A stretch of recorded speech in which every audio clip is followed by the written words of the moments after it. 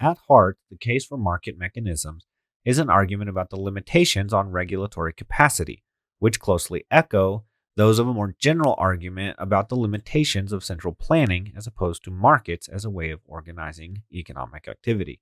Broadly speaking, economics is the study of how humans coordinate, specifically how strangers coordinate. In this class, we're interested in how economies do that within the context of the environment. Therefore, we're going to examine environmental regulations through the lens of economics, specifically the work of Ludwig von Mises, Friedrich Hayek, and other related economists. Our goal is to understand the systematic challenges that arise when we try to regulate complex environmental problems centrally. We've already focused in this class on market failures. Now we want to turn our attention to regulatory capacity failures. These are at least as important as market failures, despite the attention that market failures get in the context of environmental economics. Therefore, we're going to look through 10 problems as they relate to regulatory capacity: the knowledge problem, the calculation problem, the missing prices problem, the incentive problem, the discovery problem, the dynamic complexity problem, the time and capital structure problem, the local adaptation problem, the political allocation problem, and the authoritarian drift problem. Let's break these into a few sections. First are the foundational problems, the most important of which is the knowledge problem. This was pointed out by Nobel-winning economist F.A. Hayek. His core insight is that the information required to rationally allocate resources is dispersed and cannot be centralized. For example, if the EPA wants to set regulations, they must know abatement costs across thousands of heterogeneous firms and individuals. They must know site-specific environmental damages. They must know feasible technologies for each context, and they must know a wide range of local conditions. The regulator cannot observe or aggregate this localized, often tacit knowledge. The result is we form regulatory policy based on an inadequate and incomplete set of knowledge. A closely related problem is the economic calculation problem, made famous by Ludwig von Mises.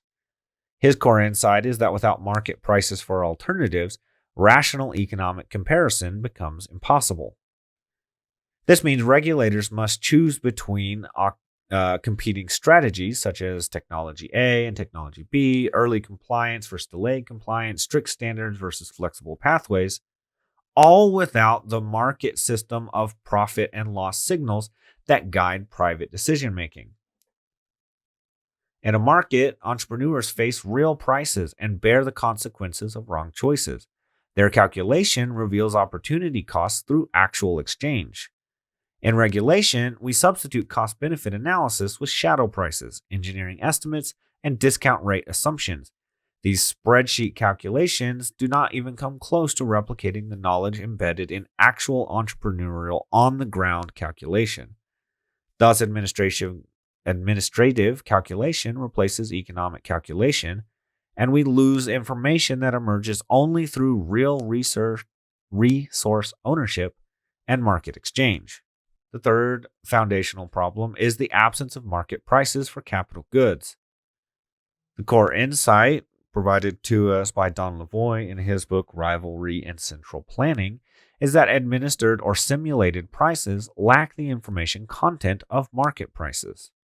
Even when we try to create market-like mechanisms, such as cap and trade and carbon prices, which we've already discussed in this series, the prices themselves are constructed through political processes, not discovered through exchange.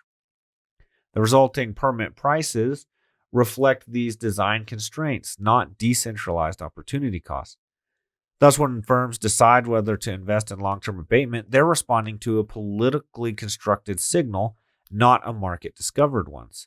Thus, regulators mistake administratively generated prices for genuine market signals, leading to misallocated investments in abatement technologies. The second group of problems can be described as incentive and discovery problems. Our fourth problem here is the incentive problem, made famous by Murray Rothbard. His core insight is that planners don't bear the cost of their errors, nor do they reap the rewards of their successes. Regulators face asymmetric incentives. If they overregulate, they're rarely punished. This simply shows that they care about their job and they care about the environment, they care about their communities. On the other hand, if they underregulate, this could be politically costly. They'll be blamed for any problems that have. Compare this behavior to a firm investing in its own capital. If it's wrong about its technology choices, it faces low profits and possible bankruptcy. If it's correct about its successful innovation, it gets a competitive advantage, market rewards, and a profit. Thus, the regulatory agency, its incentives favor caution and rigidity over efficiency and experimentation. The cost of being wrong falls on regulated entities, not regulators themselves. Our next problem is called the discovery problem, made famous by Israel Kirzner. His core insight is that markets discover information through entrepreneurial experimentation that planners cannot anticipate. Innovation in, say, pollution control depends on trying things we don't yet know will work, whereas regulation tends to codify existing solutions. Consider the 1970s when regulators mandated catalytic converters for vehicle emissions. This worked, but consider what might have been crowded out: fundamental engine redesigns, alternative fuel chemistries, transportation system reorganizations, or behavioral adaptations such as ride sharing or different urban design. When regulations specify how to comply, firms optimize for compliance rather than discovery. The path of innovation gets channeled into regulatory approved directions. Thus, regulation freezes known solutions and suppresses unknown ones. We get incremental improvements to mandated technologies rather than unexpected breakthroughs. Kirzner's insight is that the market process is not a process of just applying what we already know, but discovering new solutions. This, in fact, might be the most important thing we could do for environmental concerns. Our third group of problems can be described as dynamics and structure problems. Our sixth problem is the dynamic complexity problem. The core insight here is that economic systems evolve continuously and unpredictably. Plans eventually become obsolete. Environmental systems, technologies, and production processes change faster than regulatory rules can adapt. For example, consider water quality. A water quality standard is developed using 5-year-old industrial process data, 3 years of scientific review, 2 years of public comment and revision, and another year for compliance planning. By the time the enforcement begins, about 10 years later, firms have reorganized production, supply chains have shifted, new inputs and processes are standard, the pollution pathway the rules target may now be obsolete. Regulation is structurally backward-looking in a forward-moving system. Rules are always calibrated to yesterday's problems using the year before's data. Our seventh problem is the time and capital structure problem. Capital itself is heterogeneous and time-structured. Ignoring this creates massive waste. Long-lived capital investments create path dependencies. Regulatory changes that ignore capital structure force premature retirement and discourage optimal timing. Regulators misalign environmental goals with capital replacement cycles, raising costs without proportional environmental benefits. Consider, for example, coal plant standards. A sudden tightening of emission standards causes premature retirement of plants that still might have 10 or 20 years of useful life. The embedded energy and materials in that plant construction are wasted. Society loses them entirely. This discourages incremental retrofits that would have reduced emissions over time at lower cost and creates boom and bust cycle in compliance equipment markets. The main idea here is that capital is slow moving. It takes time for us to reorganize it. Almost everything involved in environmental issues is related to this. We're dealing with industrial problems that are related to large capital, things like plants and other major structures. Moving these around is a difficult, slow, and costly process, meaning regulation needs to take this into account, but it must do so in a way that's difficult for the regulator to ever anticipate. Our eighth problem is the local adaptation problem, made famous by Hayek and Mises. The core insight here is that effective coordination requires rapid, localized adjustment to specific circumstances. Uniform national rules override site specific adaptation that would better match costs to benefits in the context of the actual on the ground environment. Consider national ozone standards. You might apply them to both Los Angeles and rural Montana. In Los Angeles, there's high background ozone, millions of at risk residents, and dense population sources. In Montana, there's low background ozone, sparse population, and few sources of ozone. Local regulators cannot adjust enforcement to reflect actual marginal damages from additional ozone, local abatement costs, population exposure differences, or geographic or meteorological context. These central rules crowd out decentralized environmental adaptation. We treat fundamentally different situations identically, misallocating resources. Most environmental policy is done at an unnecessarily high level of government, often the national or state government. Our fourth group of problems can be described as political economy problems.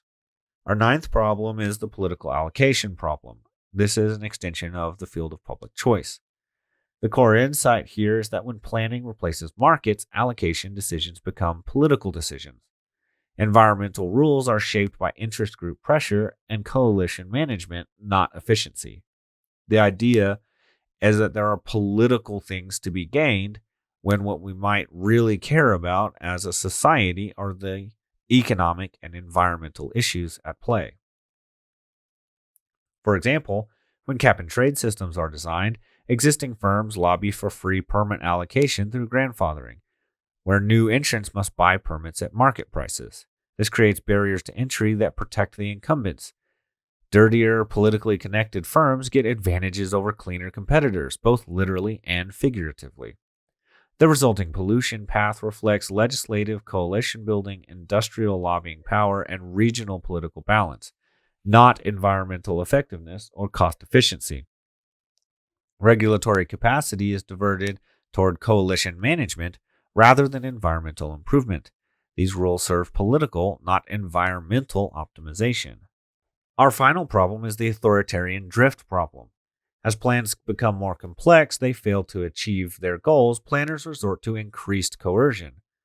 Complex regulations require increasingly intrusive enforcement, creating adversarial relationships. This creates an unpredictable enforcement. As environmental rules multiply and become more technical, firms face unpredictable enforcement actions. Regulatory interpretations shift without rule changes. Penalties become negotiated settlements, and compliance becomes a legal strategy rather than an environmental one. This chills investment and experimentation. Firms adopt defensive compliance postures rather than seeking innovative solutions. This coercion substitutes for coordination. The system loses both legitimacy and effectiveness. In sum, these critiques combine to make strong arguments against aggressive environmental protection in several cases. It argues instead for regulatory humility and institutional design that features decentralized decision-making, harnesses price signals, allows experimentation and learning, aligns incentives between regulators and the regulated, and recognizes the limits of central knowledge and calculation problems. This connects to things elsewhere in this class, but we should be reminded that the market system does things that the government and other central planners simply cannot replicate.